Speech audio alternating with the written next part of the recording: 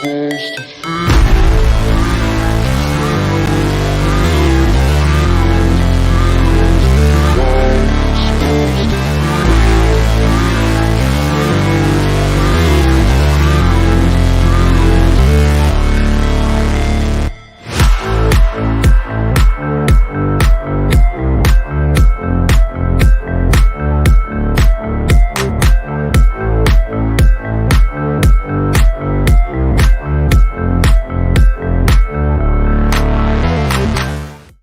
Yo, yo, yo. Welcome to NS9LIVE. I'm your host, Anthony DiNardo. With me, we have Tyler, and we have Tyler. What's up, Tyler? Not much. How you doing, DiNardo and DiNardo? Doing well. Seems like we're missing someone tonight. Yeah, as always. I don't know where, actually, I don't even know where Jim's at tonight. I knew why he couldn't make it last night. I don't remember what he's doing tonight. I don't remember. I'm not very good at reading the text messages. Clearly. But he had something going on. This is the week that is probably the least productive of all, just in the real world in general. Jim's taking that to a whole nother level. Clearly. But it's all right. We don't need Jim. The show goes on. Tyler, you and I, we hold it down when needed. I'm here. Oh, reliable, baby. Speaking of the week that nothing really happens, not a whole lot happening in Pirates World. We talked a little peek behind the scenes again. We talked and showed, like, what are we going to talk about on the show? Because again, like, what haven't we talked about already on this show that we're just not going to talk about again? Now, thankfully, the MLB ballots are being handed in by the writers. They're being put out there. So there's some content, right? We can talk about the MLB Hall of Fame, and that's something we talk about. We like to talk about every year. Yeah. There's some rumors that's been going around in Pirates land, I guess. You know, there's these so-called rumors about Adam Frazier potentially being a name linked to the Pirates. There's a certain Cuban pitcher, Yariel Rodriguez, that seems like might be coming down to the Pirates as a finalist. So, yeah, I guess we can talk about that. Yeah, and aside from that, everybody in the Pirates front office decided to take this week as a little break as well. And it's not just Pirates front office, it's Major League Baseball. They just all decided this is the week we're going to chill. Let's be honest, though. Shockingly, because Ben seems to always grace us with these holiday moves. So I didn't want to mention it before, but did you feel like there was just going to be a move that happened on like Christmas Eve? Yes, absolutely. It feels like it's every year. For one, right? Like there's precedent. He loves holidays. It doesn't matter what holiday it is. He loves to make a move on a holiday. So there's that. And then there's, you know, like where there's smoke, there's fire. They had this nice build up. They were making moves. They signed Kutch. And then, you know, Mackey did put out there that, you know, there's potential. There's more, right? So you had that weighing on you. Like, is it going to happen? It didn't, whether you say luckily or not, right? However you want to look at it, for content to talk about. Nothing happened for us to talk about, but we got to enjoy our Christmas Eves and Christmas days. That's true, but I think I would trade enjoying my holiday for making this team a little bit better. Granted, they could do that not on a holiday, and that would be swell as well, but I'll take anything at this point, man. I'm getting itchy. I need some moves. Can't you just have both? Can't both happen? That is I'm true. greedy, man. That is true. But here we are. Though. Instead, we're going to talk about Adam Frazier and another guy. Right. And let's get into that. But before we do, I just wanted to mention today's show is sponsored by Chris Gates Fitness. Chris is a friend of the show, and he's an online fitness coach from Pittsburgh. In addition to being a massive Pittsburgh sports fan, he works with people all over the town and all over the world to build muscle, burn fat, and improve their health and fitness. Chris is currently running a massive sale for one-on-one online fitness coaching on January 3rd. So if you're looking to make a change in 2024 with your diet, exercise routine, or establishing healthier habits, now is a great time to sign up with Chris. When you work with him, you get a fully personalized training program, nutritional strategy, and a one-on-one support every single step of the way to achieve your goals. And the great thing about the online coaching is you can do it at your own time from anywhere in the world and get even more support than a traditional personal training session in the gym. Because Tyler, you know what happens on January 1st? Everyone's at the gym. Yes, they are. So starting on January 3rd, you can get 75% off your first month of coaching. Just make sure you mention North Shore 9 when you apply. So Follow that sounds good to you. Head over to chrisgatesfitness.com/coaching to learn more and submit your application. After you apply, Chris will reach out to you directly to talk to you more about your goals and what a program might look like for you. So one more time, that's January 3rd. You can get 75% off your first month of one-on-one online fitness coaching. Mention North Shore 9 when you apply. Visit chrisgatesfitness.com/coaching to learn more. And as always, we'll have that in our description. And So thank you, Chris. Tyler, The Nardo. in shape, because we're going to talk some Hall of Fame, baby. Let's get into that first. We can save all the rumors at the end here. Let's talk about the Hall, because Let's do it. as always, there's writers who like to do nothing and submit blank ballots. There's writers who like to do the right thing. And shout out to John Parada. I know his ballot was out there. Very, very appeased with it. But then there's the other scope that likes to just do weird things, like not know Gary Sheffield was his last year to be voted in, and you left him off because you said you could vote for him next year. So stuff like that happens. Some weird ballots. I'm not as up in arms, I think, as some are on Twitter about this, because truthfully, to me, this Hall of Fame ballot in general, I don't know that there's anybody super jumping off the page at me. Mm-hmm. There's still some deserving names on there, and there are people that are voting on these that I think are making it very, very clear that they should not have a vote in this. Sure. But I think this ballot in general is just pretty underwhelming, so I can't get up in arms about it. I mean, you can. I can, but I'm not going to. Sure. I get it. And I'll say this part. I agree with you. It's one of those where there's a lot of, like, you have to make the case for, if that makes sense. Yeah. But there are definitely names on there that I think, based upon who's been let in so far, I think you have to let them in. And there's other names that definitely deserve it based upon the numbers that they put together over their careers, and they're being left out for other reasons. And then there's just the entire hypocrisy that happens with certain people, like people that vote on Carlos Beltran and not any steroid users. Like, where are we going to draw the line here on cheating? That's a song for another time there, but it's just a lot of silliness, it feels like. Yeah, that's fair. We're in a weird time too. Like, again, like the steroid users are definitely coming through. You're seeing precedents. Like, guys are just simply not voting for them. Yeah. Obviously, the most notable on this list, and we'll talk if we want to vote for him or not. But like Alex Rodriguez, take away the steroids. I mean, we already had the Barry Bonds situation, right? Yeah. Alex Rodriguez now here. Manny Ramirez, right? You're talking about, like, sure, shoo-in guys that would be Hall of Famers if they weren't linked to that. But then, yeah, like now you're talking about like the cheating aspect outside of even steroids, like Carlos Beltran, like what input he had with the Houston Astros scandal, right? So He lost a job over it. Right. So like there's a lot of different ways you can go with cheating on this ballot right now. Yeah.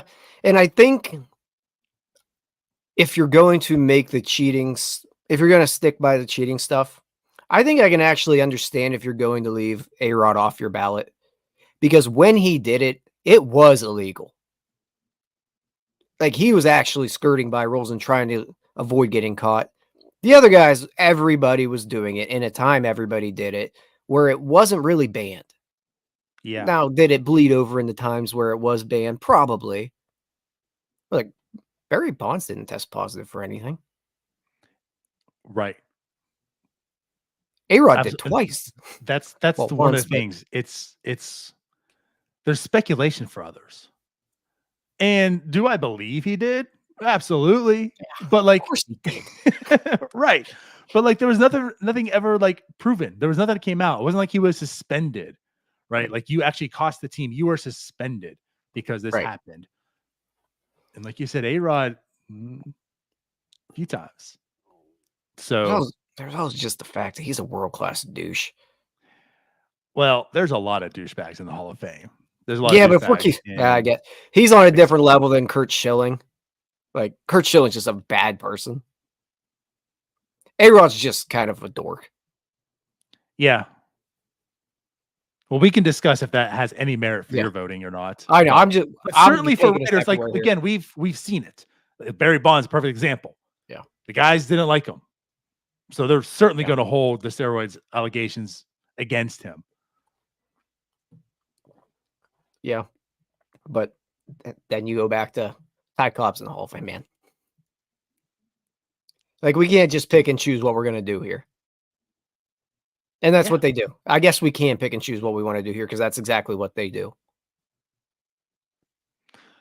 It's funny because I just saw something about Bob Gibson just the other day. And it was him talking about steroids. And I mean, to kind of sum it up, and this was at the end, he was like, I'm kind of glad they went around and prevalent because I don't know if I would not have taken them. And he said, like, everyone. Denardo, if I was a Major League Baseball player in the 90s, I would have been so juiced. I would have made Jose Canseco look like a twig. Well, we know what you look like, so that'd be a lot of steroids. He would have looked like me compared to what I would have done on them roids. I would have been loaded up. But honestly, like you make that point, that's what he kind of said. You know, it's like everyone's been trying to gain an edge. Everyone's been doing whatever they can do since the beginning of baseball. So like steroids might not have been their way back in the day, but whatever was there back in the day, players were taking it. And it wasn't legal. Like in the United States, it might have been legal, right? And that, so like there's a bit of a difference, like that part I get. But like as far as the game goes, like you can't cheat, you can't take enhancing substances. You can't throw a spitball. You can't use Vaseline. You can't, like, everybody tries to cheat. Think about your own job. If it gives me a leg up to make more money, I'm going to do it. Right. Morals be damned. As long as I'm not really hurting anyone else, screw it. I'm going to do what I can do to try to be the best and make more money. That's my mentality. I don't know if everyone else is that way, but I feel like they are. If you and there's put certainly people that aren't. Position, you're going to do that. But and again, you can warrant like which has more weight to it. Like steroids it's steroids. It physically can. I mean, is that way more than spider tack, right? Or does that weigh more than whatever else it is that you're doing? I mean, there's a plethora of stuff that's out there, right? And I guess that's just where it comes down to. But like, again, we're talking about the cheating. We're talking about the steroids, and we haven't reached the spider tack era. I mean, it's just like, this is setting precedent of what's coming in the future now too. Like, is Garrett Cole not going to be a Hall of Famer now? Because keep it 100. It's literally like Justin Verlander. Like, oh, you can almost like go through all these pitchers. And again, Barry Bonds wasn't proven. It was speculation. Well, we have a lot of speculation on a lot of pitchers in MLB right now that have used it. Sure do. Yeah, it's going to be interesting on how they handle the new level, even the Astros players. Like, is Altuve out? Right. Bregman. Like, there are a lot of guys that are going to come down the line that are technically not going to fit the Hall of Fame based upon the precedent that has been set. Yep. It's also interesting, though, because they've kind of avoided that precedent with certain people because there are steroid users in the Hall of Fame. Like Mike Piazza is in the Hall of Fame. Correct. He used steroids. There is no question. He was drafted because Tony La Russa was friends with his dad. He didn't just suddenly get that good. Or Tony La Russa. I meant whoever I'm thinking of. Lasorda. Was it? Lasorda, yeah. Yeah. Tommy Lasorda. Tony La Russa. Good Lord. Bad brain day. But yeah, Tommy Lasorda. You're right. He didn't just randomly get that good at hitting baseballs. But you know what? Likeable guy. Just ask the Baywatch crew. Likeable guy.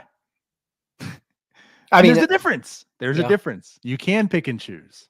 Yeah. But at any rate, I think it'd be fun to kind of go into this and talk. So I don't know. Where do you want to start? Like who did you pick on this ballot? So I would put A-Rod in. Okay, I don't think I'm there's with a you. question about that. Like he was just too good to leave off. Even before everything, he was too good in Seattle.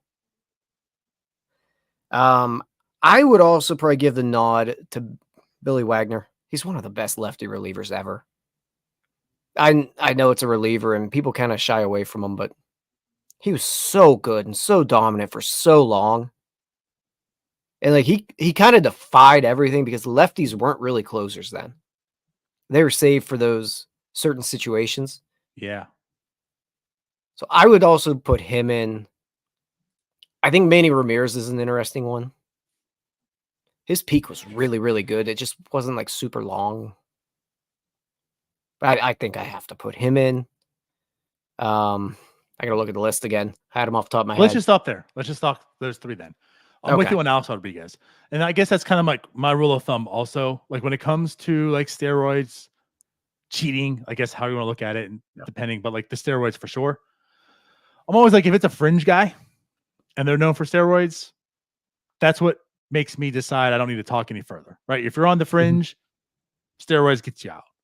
But if you're a guy like Alex Rodriguez, Barry Bonds, how much does steroids truly help you? Like, does it make you 3 times better the player than the range it takes to get into the Hall of Fame? Yeah. You know, like, are you 3 times greater than most Hall of Famers because of steroids? Probably not. Like, if you Alex is just too damn good. Barry Bonds is too damn good. I get they had steroids, and fine. You put them in there, you talk whatever it may be. But like, it's known that they were probably linked to steroids. Alex Rodriguez did fail steroids. Fine. But they help make the game of baseball.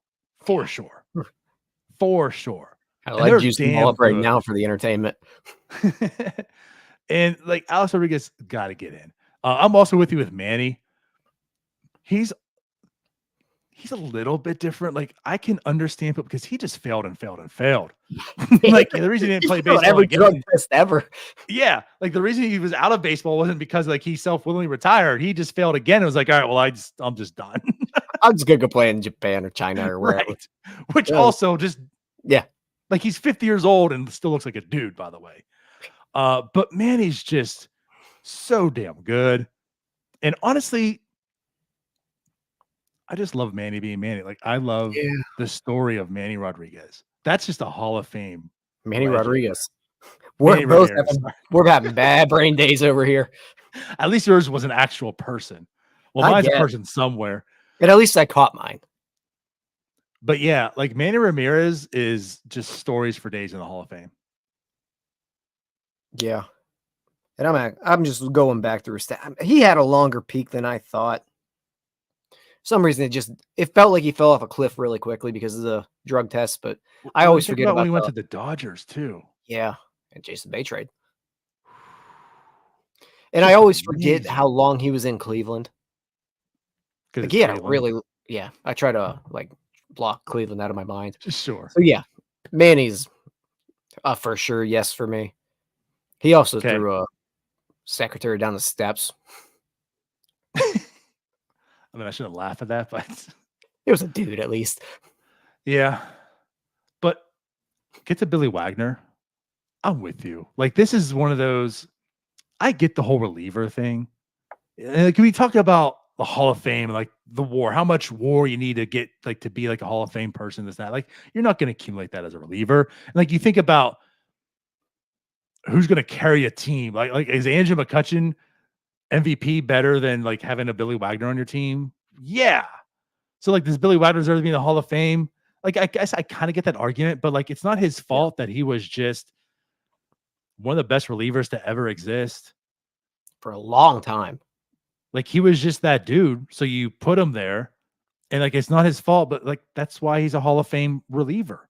You know, like there's Hall of Fame kickers in football, right? And I disagree with those two. Actually, not kickers. I disagree with punters. Okay. That's besides either way, like they were best at that position. Right. Like, they were the best kicker. You get in the Hall of Fame. I can understand that. It's not a quarterback. It's similar to the DH argument that happened for a very long time. Okay, fair. And there's David Ortiz. DH, also steroid user. Yeah. But Billy Wagner was just so damn good, Tyler. I know. So damn good. And like what kills me too, like think about this.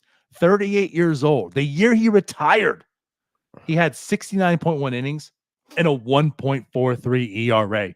He walked away from the game with a 1.43 ERA. Yeah.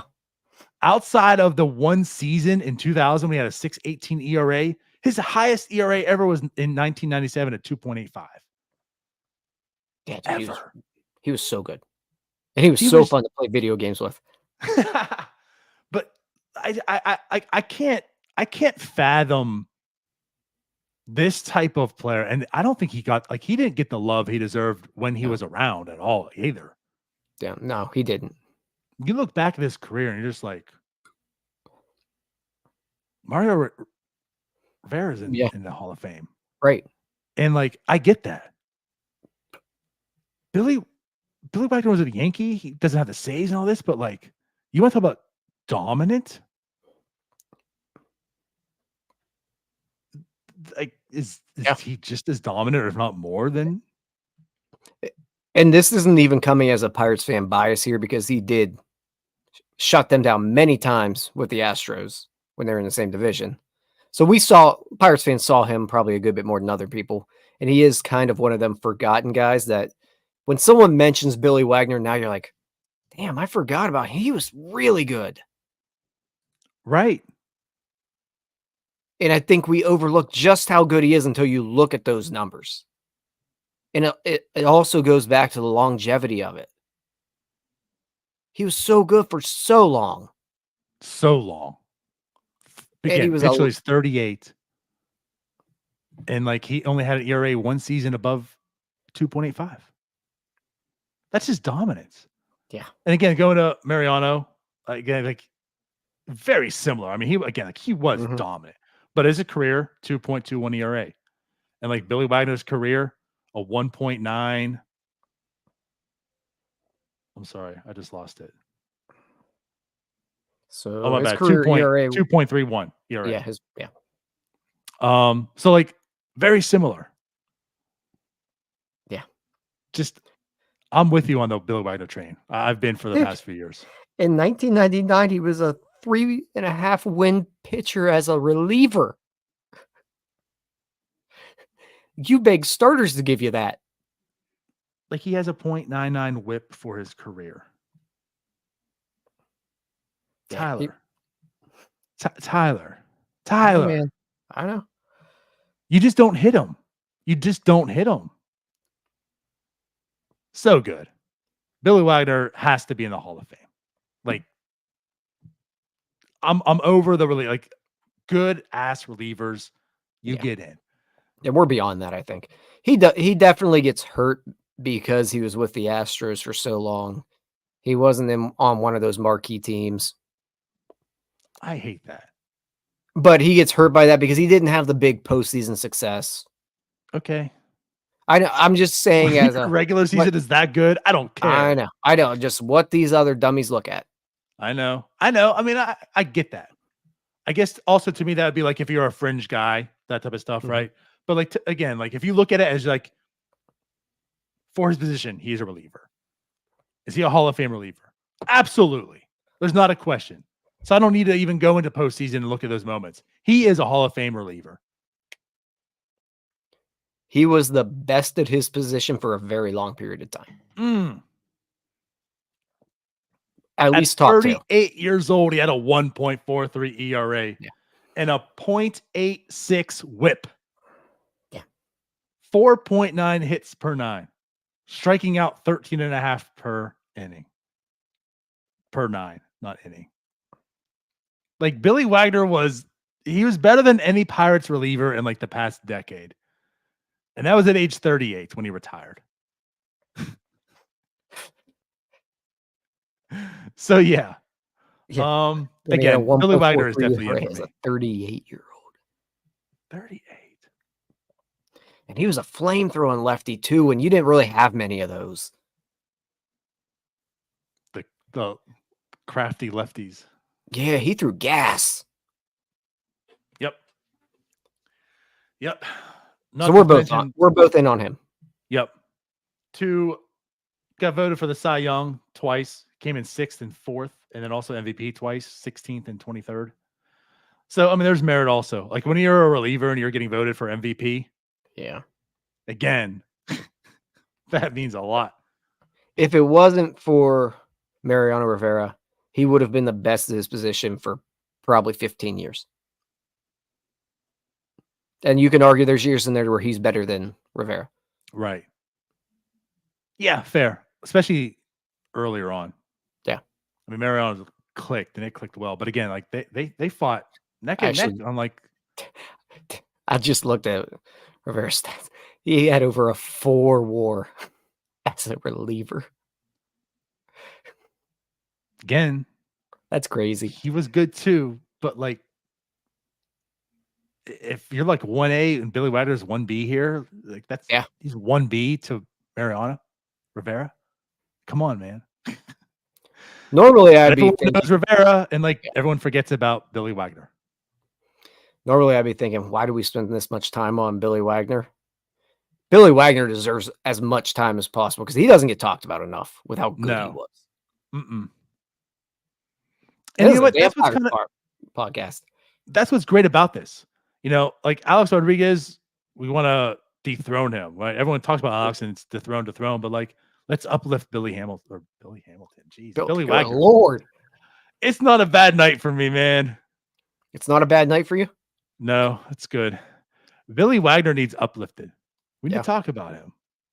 So, once again, very fun to play video games with. There's that too.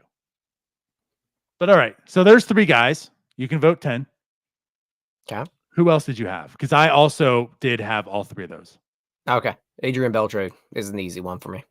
Mm-hmm. Not a bad word from anyone about him, and just so very good for so long. So good defensively.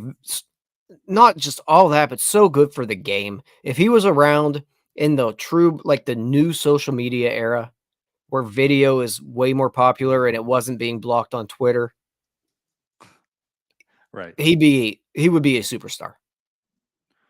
He was a guy that, and it's funny because he felt like he was falling off for a bit of time. Yeah.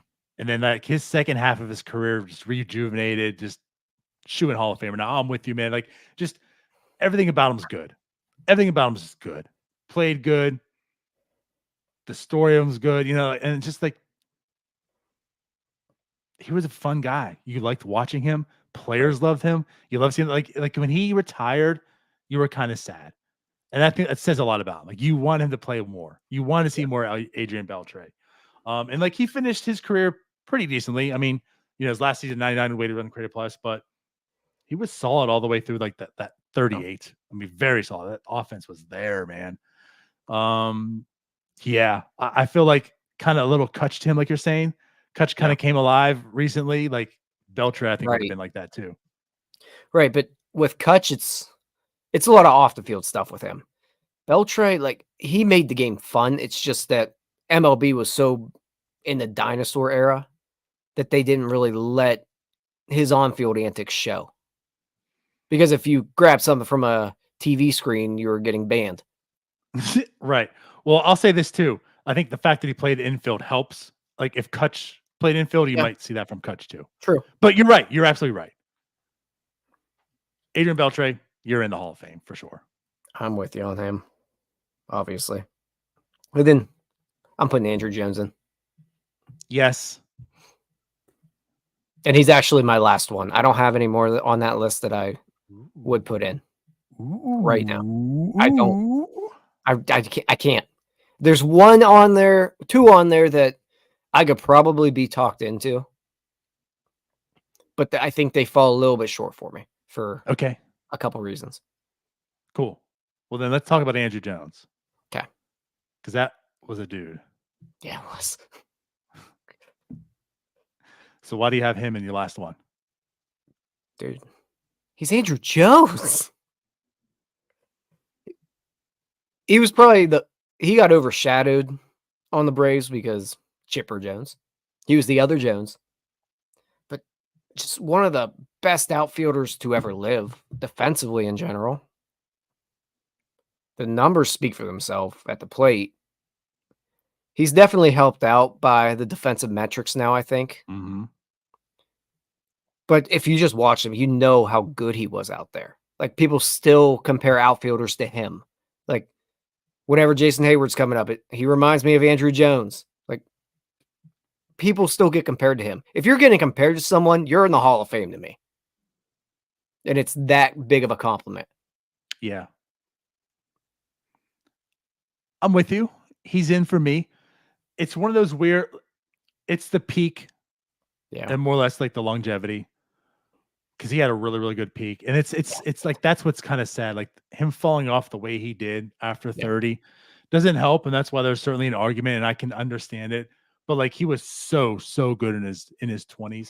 But like the power, the speed come with the defense. But that's what it comes down to too. Like the defense. Yep. When you talk about like the best position, or like when you're peak and one of the best, if you are debating if he's a Hall of Famer or not, and one of the talking points is he's quite possibly the best defender that ever lived. Right. That's what catapults you in. Like then you're a Hall of Famer, right? Like you're the best center fielder ever, and you're close, so you're just simply in. And that's what Andrew Jones is. You can debate it back and forth. His peak was really, really good. You talk about posting, he was on those really good teams, the Braves and such. So like, but like again, like that defense that just gets him in. To me, he's a Hall of Famer. The counting stats aren't quite there. I mean, hey, he's still 434 home runs though. Like, he put up some numbers, right? He didn't hit 2,000 hits. Like other stuff is kind of low end there, right? But again, like once he turned 30, it just, it was tough. He's a weird. The offensive stats are weird to me because if you look at them just on like a raw number basis, OPS, average, slugging, on base percentage, it's all really good. He just played in an era where everyone was so juiced up that the numbers were through the roof. That like all of his adjusted stats aren't as good as they probably should be. I'm not saying he wasn't juiced up. I don't know, but there's one thing though, you haven't heard it from him either. Yeah. And it's not to say it's a plus, but it's one of those things that makes you feel good about this vote too. The fact that if he was linked, remember I said like someone who's borderline, that probably takes you out, that would hurt him. But the fact that he isn't, I think that should help propel people also in that era. Yeah, like we're still talking about a guy with an OPS of over 800 in his career. Yeah, like it wasn't like he was just like in his I mentioned career. Billy Hamilton earlier. It wasn't like he was Billy Hamilton with this defense. Like he was still a dude, and he was certainly a dude in his 20s. Like, just to touch on that era, like 05, he was 263, 347, 575, and it was only a 134 WRC plus. Like that's just how the league was at that point. Yeah, right. And take this in effect too. You talk about like that peak, his 20s, from age 19, because again, he was also up here at 19 years old, to 29. 267, 345, 505, 850 OPS. That's a solid. That's a long player. stretch. That's a solid offensive player. And then you add potentially the best defender ever in center field. Yeah. You're in. Yeah, to me, he's in. He's going to be a tough one, I think, to get in, though. And I get it. I do. But to me, you're in. But he's also one of those, to me, when I look at that ballot and I see some of those other names, I'm like, yeah, they were good.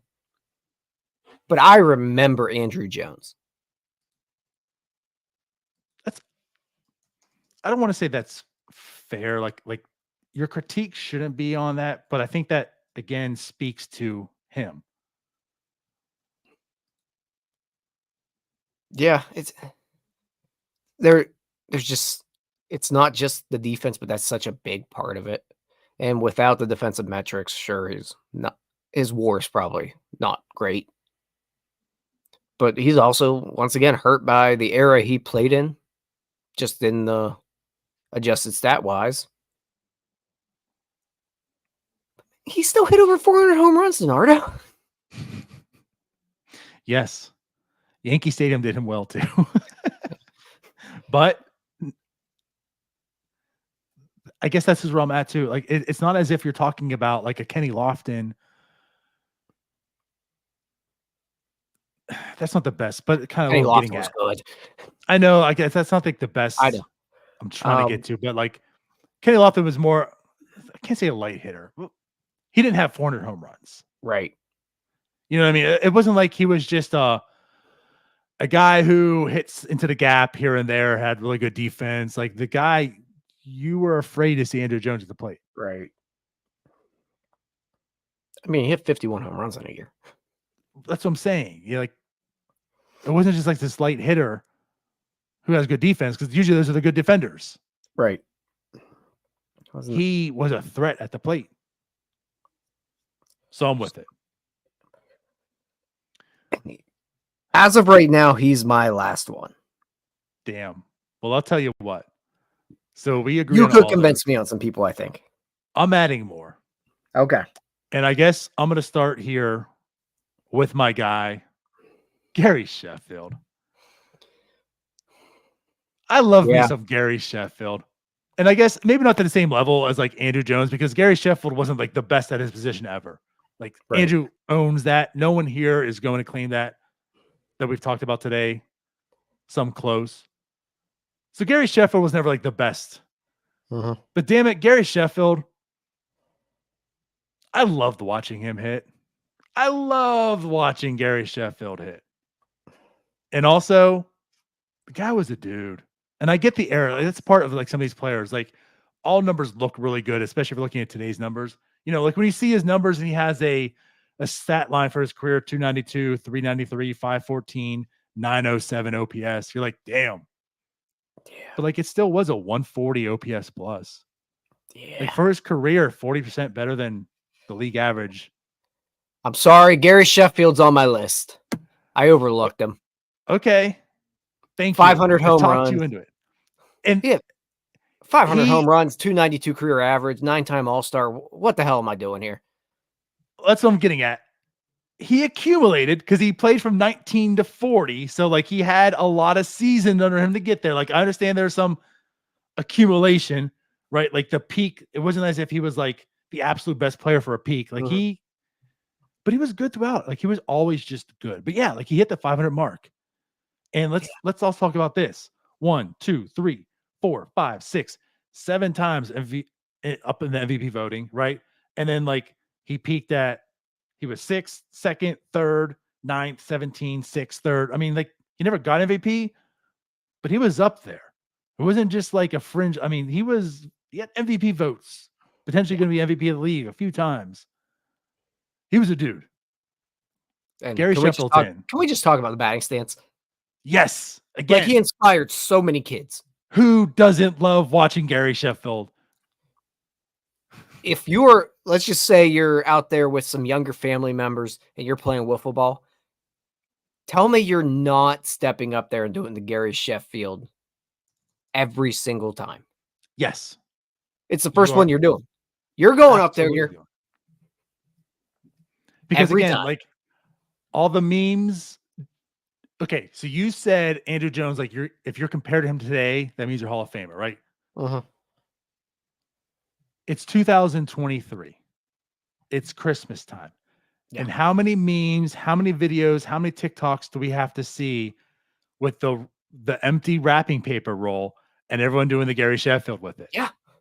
Anytime I grab, you're being mimicked in 2023. If I grab anything that is a stick that is around 3 to 4 feet long, I am doing the Gary Sheffield. Right.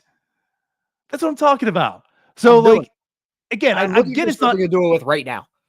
It's not Andrew Jones that we're talking about. It's not that, but like the fact that, and what I talk about too, like you can make an argument Ken Griffey Jr. is still the face of baseball.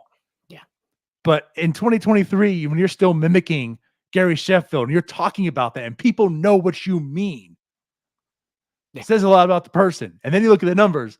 So again, like to me, and again, I'm not saying Gary Sheffield's a Hall of Famer because I do that stance with my wrapping paper, right? But again, it just kind of shows the person, the player. He has the numbers. You have all that behind him too. Like he was just a dude. I get he was never like the best, but he was always basically from start to finish one of the best. Yeah. Very good for a very long period of time. I'll be honest, I just overlooked him because I got down that right side and then I forgot to mention him and moved on. Yeah, Okay. he has the steroid allegations. Sure. We've already proven we're ignoring those for the most part. Not ignoring, but to me, he's not fringy enough. We're acknowledging them. Correct. And again, my stance too is the fact that like when everyone was doing it, the playing field was pretty much level. So there's that aspect too, right? Like you're facing the guy who's taking steroids, you're taking steroids, the catcher's taking steroids. I mean, just, if you're not, you're at a disadvantage. Everyone else is level. Not to mention just To a some degree. of the quickest hands ever. Well, that batting Obviously by his batting stance. right. Okay. So that is actually my last one. I am also going to go and let's fight. Let's fight. Todd Helton. I want to hear your argument on him because he's one I would be on the fence on. And I'll just be honest with you right now. I'm mainly on the fence because of Coors Field. I've been back and forth on Todd Helton for a while. And if I remember correctly, his home and away stats aren't that bad. Right. I guess I'm getting worn down on the Colorado Rockies the way I am with like steroids. To a degree where like I'll acknowledge it. But I'm tired of hating everyone for it. Like I'm tired of just more or less like every argument coming down. Played in Colorado, so you're forbidden to make it to the Hall of Fame. Like it's not his fault he was there. And again, you look at the numbers all around. It's not like he was super fringy. I just, man, Todd Helton was so damn good. Yeah, his peak was really good for a long time. And you're looking like, I know like the wars there, like around 62, right? That happens as a first baseman. Sure. Like it's lower because he played a position that just gets in an era that there's not much defensive metrics out there. So he's going to get knocked defensively, which he's not being bumped up like Andrew Jones defensively. Right. Like, so it's all coming through offense, but like you look at the career, Tyler, I mean, we're talking about a dude who hit 316, 414 on base as a career, slugged 539, 953, 133 OPS plus, like just so good. And like you're talking about his peak. I mean, Tyler. Yeah. 24. Batted 315. Batted 320. Batted 372. 336. 329. 358. 347. 320. 302. 320. Then finally drops down under 300s at age 34. I mean, this triple slash that he has through like his prime, it's just amazing. And again, like he's somewhat towards that era too. I mean, offensive numbers were up back then for most of his career, and he's in Coors. Like I get that, but just like Todd Helton was a dude, man. And he also does get hurt by being at Coors Field because of the league adjusted stats and the park adjusted stats. So they will ding him on his weighted runs created plus. And I almost feel like they hurt you. I almost felt it hurts you more. It does. Like Cargo's numbers were not as good as they should have been. Yeah. But at any rate, I'm putting Todd Helton in. And it's just like another thing. Like, you want to talk about the player, this shouldn't matter too much. But Todd Helton was just, there's nothing but nice things you can say about him also. Like, who hates Todd Helton? No, I don't. Besides pitchers. I think he's in that territory to me where there's a lot of other guys you'd also have to put in. Okay. Like if Todd Helton is in, Andrew McCutchen is in.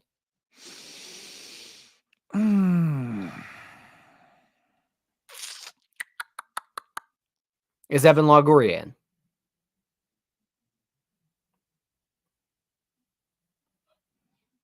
That's tough. Because you know my stance on Kutch. Yeah. Love the guy. I think his peak was shorter. Mm-hmm. And like he's just not quite there.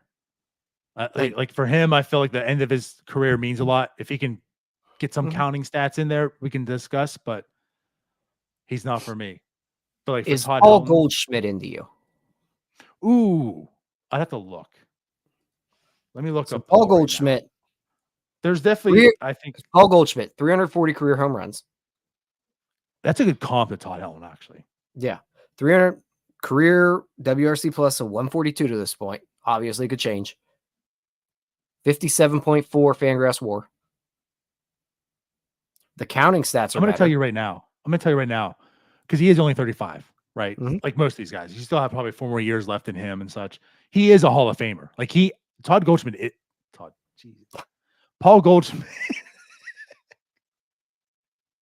Paul Goldschmidt is a Hall of Famer for me. He is definitely on that path. Like as long as he doesn't just like screw this up the end of his career, he is a Hall of Famer. Yes, absolutely. See, I'm iffy on him too. What about Really? Yeah, he's been really good, but he's just similar to Todd Helton to me. They're too close together. Their accomplishments are very, very similar. Actually, Goldschmidt might have a little bit. I don't know. That's tough. The thing with Goldschmidt to me, and we're going off on another tangent, but Goldschmidt was able to steal bases. Yeah. And he didn't play a course field. But he also did play at a park that the ball does sail out. But comp wise, I think they're similar. There's another one off the top of my head that I had, or that was Joey Votto. Joey Votto's tough too. I don't know about what about Freddie Freeman? Oh, Freddie Freeman's a Hall of Famer. I would think he is too, but I think he's better than all those. But number wise, he's pretty close to them. Also, another good comp. I mean, the way like how they did it, like they weren't just mashers that hit 260. Right. Like Helton again. I showed you the batting averages. The dude just hit, and that's also part of it too. It's not like he's in Coors Field, so he's hitting 50 bombs with batting like 250. Like the dude just flat out could hit. And like you're talking about, the splits weren't that egregious. Like he was still a hitter away, and everyone gets hurt on the road. Yeah. Right? That's how it is. Like you can't ding him and say, oh, his, on the road splits were worse. Everyone does, but it's not like he was. Okay, here's one for you. Will Clark is not in. Almost identical to Todd Helton. The power was there more for Helton, but once again, Coors Field. It's not my fault Will Clark is it. I know. But like these are all things where it's like, okay, the guys that are similar to Todd Helton are not in.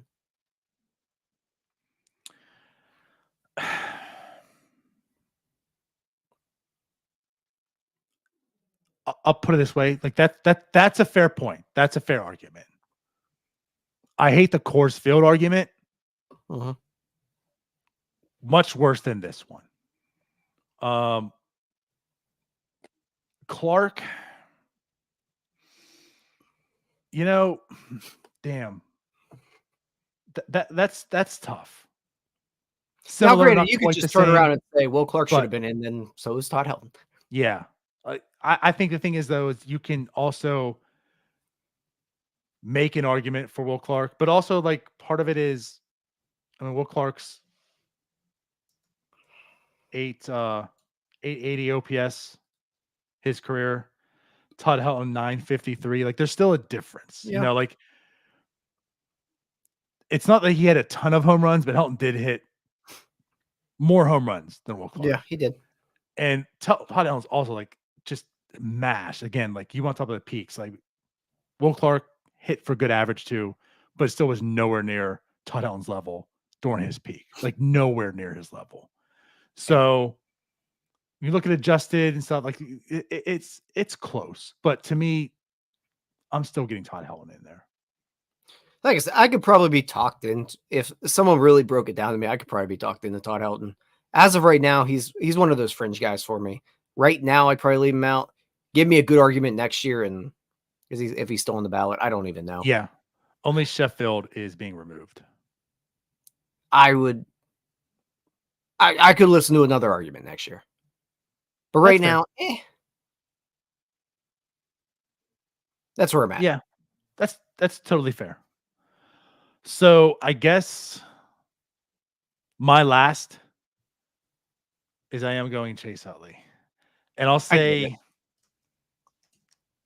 this is the one I was like the most uneasy about. Mm-hmm. And Helton and Utley were my last two, just so you understand where I'm at with Helton also. Like I get that's why he wasn't like my first or anywhere up there. But I am gonna go ahead and put Todd Helton in. Chase Utley is my last. And again, it kind of seemed like, am I forcing this? You know, like when it's all of a sudden like, am I? But it was just one of those things too, where just like his peak, and again, understanding his position at second base, like what he did for the game, all that. I'm putting him in there. But I guess how you said you could be talked into players being put in, I could probably be talked out of this with a good argument. But I guess it's one of those where, like, again, it's to me, he's fringy. The peak was good. What he did for second base, was really like good. that position. Just Philly, you talk about the postseason antics, you talk about the player, what he meant for the city, all that, like everything else around him, to me, elevates him from the fringe to getting in there. I go back to, is Andrew McCutchen a Hall of Famer? Because this is like an almost identical case here. Everything you just said there, you could have substituted Chase Utley with Andrew McCutchen. What he meant to the city, the peak. I can't say everything. You know why not everything? Why not? The postseason success. I get it. And I'm just saying that's everything. But right? What I say about fringy stuff, that's where this stuff really plays a part for me. Mm-hmm. Also, McCutchen has an MVP. Chase Utley does not. And he doesn't. I get that. Like, there are trade-offs there. MVP votes. I mean, again, you're talking 6-year span, 13-7, 9, 14-8. I mean, he was in conversation all those years. Those numbers were really good. Yep. Postseason, World Series, like just, and again, also position like second base opposed to outfield with a Kutch Utley. I get your argument. I'm not fighting it. I know. You called me out saying Kutch, and I can see like it's very similar. That case is very similar. I can see your point. Like the length of the peak was very similar. The drop off is pretty similar. They're still good, but not anything close to what they were. It wasn't a long period of time. He was just a bad hitter from 36 to 39. He's also just someone I don't like. So now you're being one of the writers? Come on, Tyler, you're better than this. No, I'm not. You know me. I'm not better than them. I certainly will hold a grudge. Right. And not vote for someone I don't like. Yeah, we know that.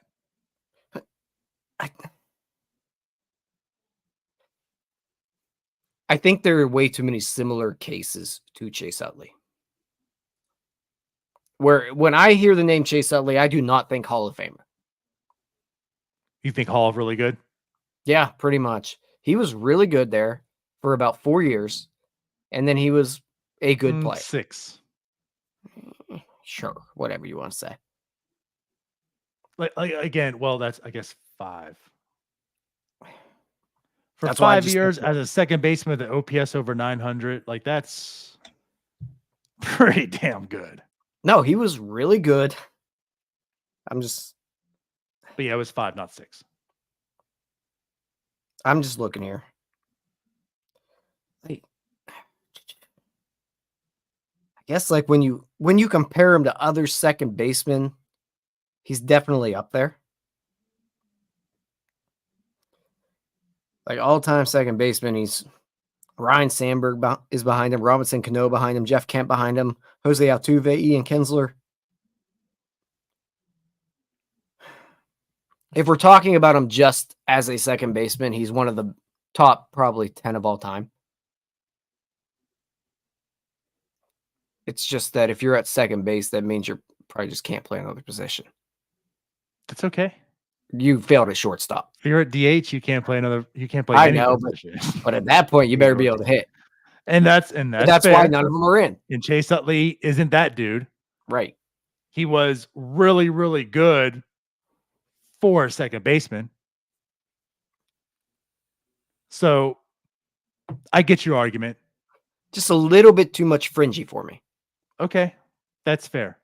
If I could talk you into Helton, you can talk me out of Utley. Is that fair? I don't think we did either of them. I think we're both still on the fence for both. No, I'm saying if I can, we'll Yeah. trade. You give me Helton, and I'll give you no. You know what? I can do that. Okay. I'll give you Helton. We'll pass on Utley. Okay. That's fair. So our consensus Hall of Fame is A-Rod, Andrew Jones, Carlos.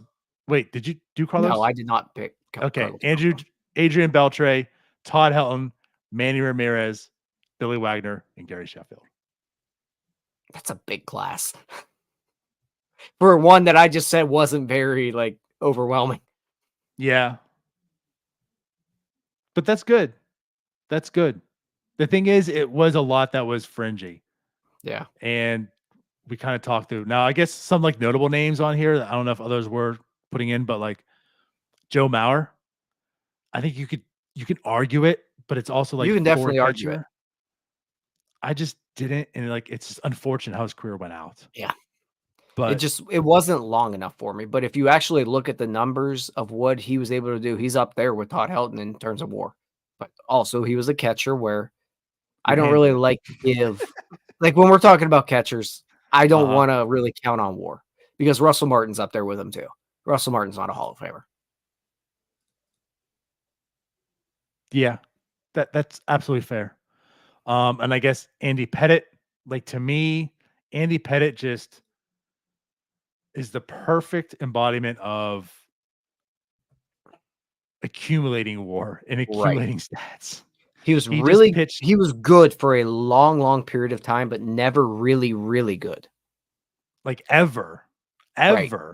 He didn't have a 2-year peak of just being that dude. He was just good at going out there every single year for 20 years, pitching 200 innings. Yeah. That's what he was really good at. I mean, he had some years where he was pretty good, but not Hall of Fame level. We're not talking about Roger Clemens. Right.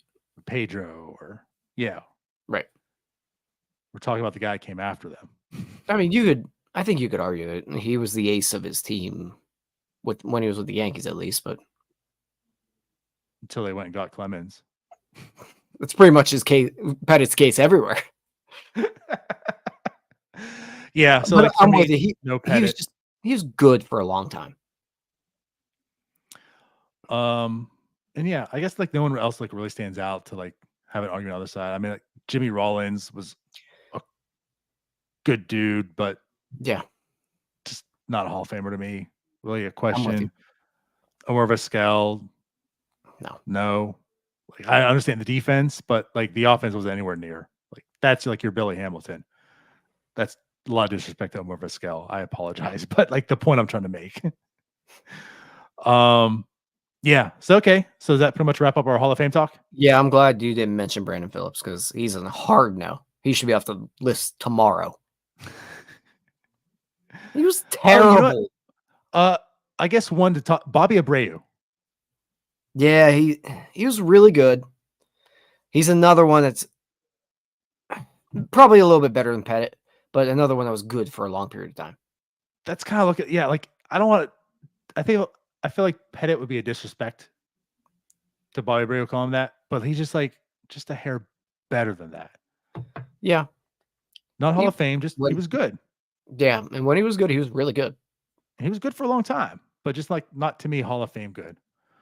And Jose Bautista is just such a late bloomer, such an early ender. Very strong peak. Peak was good, but Peak wasn't Just better than bad Helton's. outside of it. Peak wasn't better than anybody we put in. Yeah, to me, it was just bad, excellent, and bad. Yeah. Yep. Cool. I just Now, wanted to look at Jim, Bobby Abreu's stats again. Jim does say not voting for Mauer is a crime. I can't get there. If Mauer's career isn't long enough, was Posey's. That's fair. I don't know. But to me, Posey was better, Posey stayed at, especially at the catcher position. yes, Posey stayed there longer. Right. If off the top of my head, I haven't looked at the numbers, but war-wise, they are very close. Yeah, agree. All right. So we want to get on to the sum Yeah, of the we only spent rumors. an hour on that. Well, I mean, let's talk about like the rumors that are coming up here.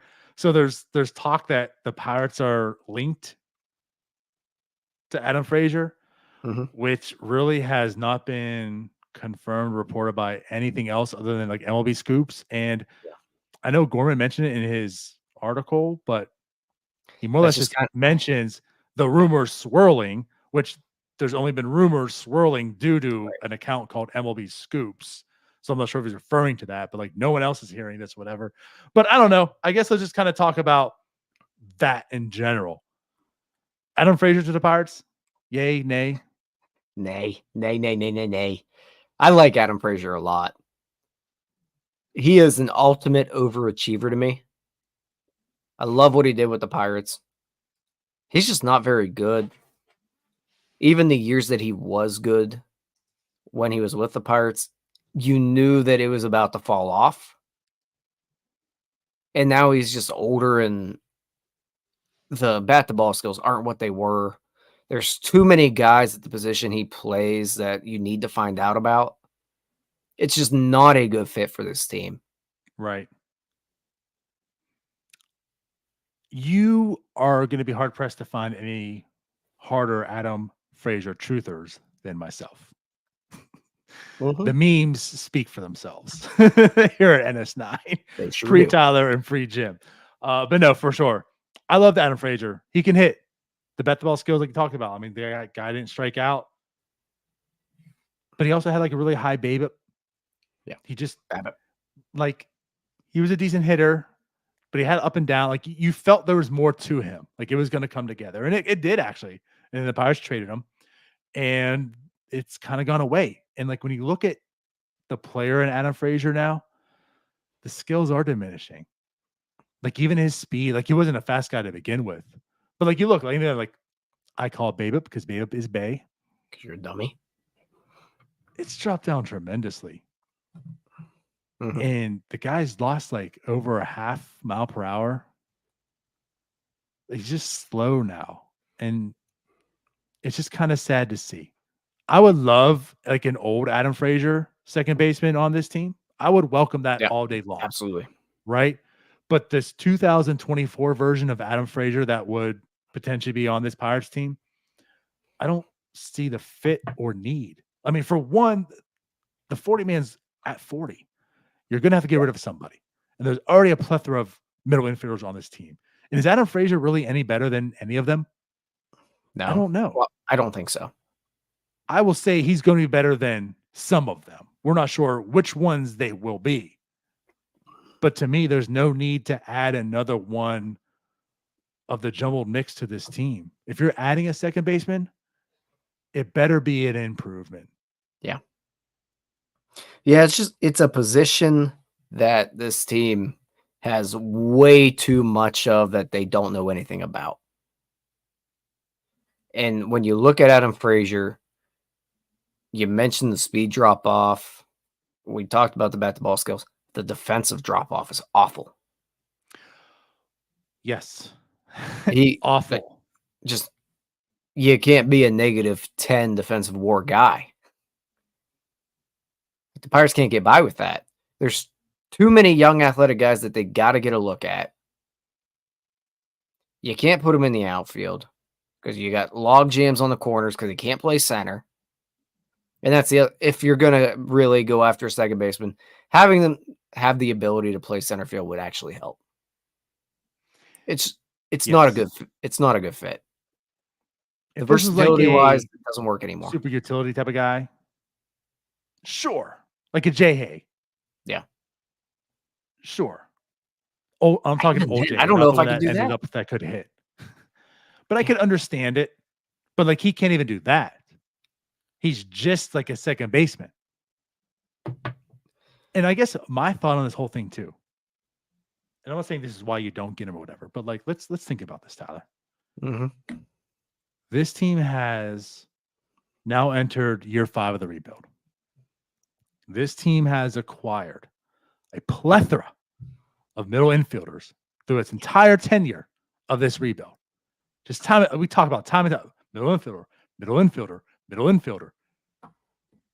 And in year 5, we're having a discussion about adding an Adam Frazier, who last year hit 240, 300, 396 with a 93 weighted runs created plus and a 0.3 WAR. To be fair, I don't know if there's really conversation about it other than a few tweets about it that Sure, we're just but picking up and talking about. But anybody would, I would hope that the Pirates front office thought about Adam Frazier for about 3 seconds and thought, hell no, that's let me stupid. let me rephrase the way I said that. Fine. I don't think the Pirates really are. We'll find out eventually. I guess what I'm talking about is there's actually arguments and discussion. I got you. If this team should add an Adam Frazier. Meanwhile, we're having that's a topic and a discussion, an actual debate happening is kind of damning. I mean, I guess, but also we're talking about the same group of people that were saying that there wasn't room for McCutchen. Fair point. We're not talking about people that the elevator goes all the way up here. Fair point. Okay, that's fair. I feel like there's more in this debate than that one. There but are. at any rate, that's just what kind of stinks right now. And also, But and honestly, they do have not a great point, but some sort of a point where this team does not have a second baseman. There's still a giant question mark in that position. And you already mentioned it's a team that acquired 1 billion of them. And none of them have panned out so far. You got to give them another year, I think. And you got to find one and actually stick with them. And figure if the it option is that or Adam Frazier, absolutely. Hands down, I'm going An to find improvement out would be who my better. second baseman is. If it's not, it's a problem. Yeah. So I'm with you there. Now, I wouldn't, if they go out and get a real second baseman, then that's you know, in my mind thinks if they do that thing, then maybe there's a trade brewing for like a pitcher and they'll purge some of the middle infield options. And that makes sense. But like to me, also the only way this makes sense is if they do that. If they package a couple of those middle infielders for a starting pitcher or something, then you could talk me into Adam Frazier, but not now at all. But also, again, talking about this, like Charrington has opened up and said that they are looking to acquire another position player. We don't know what that may be, but he is looking to acquire another position player, apparently.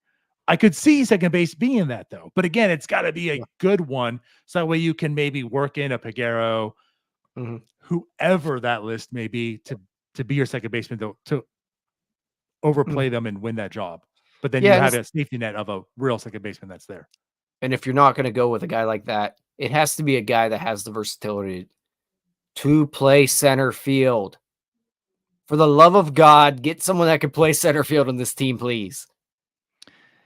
Yes. And granted, if you're getting a second baseman, it's going to be tough to find one that can play center field. Flat out, it will. Yep. I'd rather just add a center fielder, and we'll figure it out at second base and go from there. That works. I'm with that also. Also a first baseman. Yeah, that'd be nice too. Yeah. Also a pitcher. Yeah. And another pitcher. Yeah. Okay, we'll get down. We'll get there. Let's move on. Yeah. Speaking of another pitcher, so other rumors potentially going around. So as mentioned, right? So Yariel Rodriguez, the Cuban pitcher. Some teams are linked to him. There's a little more than a handful. The Pirates are one of them. But here's the thing, Tyler. It sounds as if a lot of clubs are looking at him for a reliever. We know the Pirates certainly need some starting pitching. It sounds as if they're saying, hey, come on board to be a starting pitcher. So I don't know. There sounds like they could have an edge up on some teams like the Yankees. From what I'm seeing, the Blue Jays, Reds, and Pirates have all more or less said, like, we're open to having you being a starting pitcher. So I'm wondering if that's going to be enticing to him. Well, in my, like, let's see, I learned about him around noon today. It's when I decided to dig into him at least. Right. He's been a reliever for a long time. Mm-hmm. I'm not going to complain about the Pirates getting the guy that can throw 100. I was going to say, albeit a really, really good reliever. Yeah. From what I could see, a very good reliever. Once again, I know nothing about the Japanese League Baseball. I'm not out here scouting this fella. I'm not going to sit here and lie to you. My question to you is he a Hall of Famer? Yeah. Not going to sit here and lie to you and tell you I know everything about this guy and his slider's so good and he throws a fastball 100 miles an hour and blah, blah, blah, blah, blah, blah, blah, blah. I don't know shit about this guy. Right. I am not exactly comfortable with their next starting pitching option being a guy that hasn't started overseas in like a decade. Okay. It's probably been more like 5 or 6 years, but not exactly intriguing to me. I would like him in the bullpen for sure. I'll take guys that throw hard. I've never denied that. I don't know much about him, but numbers overseas, very good. Strikes a bunch of dudes out. Everything I've read, the stuff is very good. Not quite there where I want to like put my eggs in the basket of signing this guy to be the starter. I think that's fair. Now tell me everything about this guy. Well, I'm not here to tell you everything about him also, right? Because it's much like you, and I'm sure most people that are going to tell you all about him, they don't really know him. It's not as if they watched him pitch, right? It's regurgitation of what other people have told them. So I'm not here to change your mind on that, right? I'm just here to say my thought on this type of pitcher, right? And with the Pirates. So we see the market. You see guys like Kyle Gibson, Lance Lynn, right? $10 million for their production and such. We talk about like Kenta Maeda, right? He's not going to give you 200 innings probably, but in those short innings, he'll probably give you good numbers. I don't know what this guy's going to do. Like, I don't know if he has 150 plus innings in him because, like you said, he's been a reliever. I don't know what his stuff translates to be a starter, if he's going to be good or not, right? Like, again, this isn't the comparison in that sense, but like the Reds signed Chapman, and the idea was to make him a starter. Yeah. It didn't work out too well. And then he ended up being a reliever and a damn good reliever. And I guess that's kind of where I'm at with this. Like, the one thing I take away from this is the Pirates are a team that kind of needs this risk. They're probably willing to say, that. like, you see our rotation. This is probably our best way of using our self-imposed limited resources to get a guy. And we're going to really hope he can be that guy. We're giving him every opportunity to be that guy. And I'm sure they've done their due diligence in scouting and said that we think he can be. That's why they're offering it to him. Otherwise, they just wouldn't be in it at all because they're not giving that money for a reliever. Yeah. So there's something there, right? And the fact the Blue Jays are willing to do it and like the Reds, like there's something there in it. But if all else fails, I think I feel pretty confident that he'd be a good reliever. Again, is it going to be a Chapman? I doubt it. I don't think. But like you saw how good Chapman is, and like you see relievers these days, and if he can be a really, really good reliever, I'll take that. Like if the downside is you sign this guy for under $10 million a year, and he ends up being a shutdown reliever, take that all day.